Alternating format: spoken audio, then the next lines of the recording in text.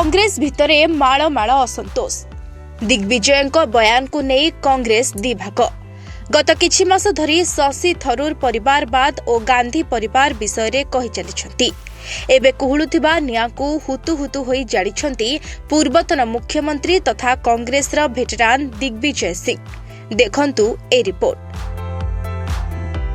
जेतेबेले दिल्ली रे कांग्रेस कार्य समितिर बैठक सीडब्ल्यूसी मनरेगा ना परिवर्तन को नहीं रणनीति प्रस्तुत करुथिला, सेतेबेले मध्य प्रदेश रा वरिष्ठ नेता दिग्विजय सिंह को एक सोशल मीडिया पोस्ट पूरा दल रे हईचई सृष्टि करिछि।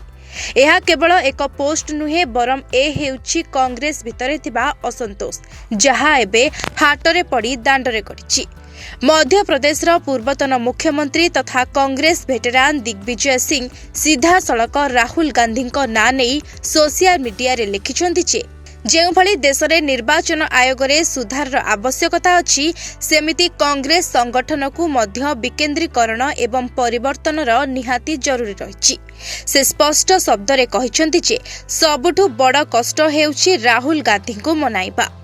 तेबे डिसेंबर 27 तारिख रे से एही पोस्ट करथिले, जेउथिरे प्रधानमंत्री नरेंद्र मोदी एवं आरएसएस बीजेपी संगठन को प्रशंसा करी से लिखिछंती जे तृणमूल स्तर रे तळे बसिथिबा कार्यकर्ता मध्य बीजेपी रे आगकु जाई मुख्यमंत्री और प्रधानमंत्री होई पारंती।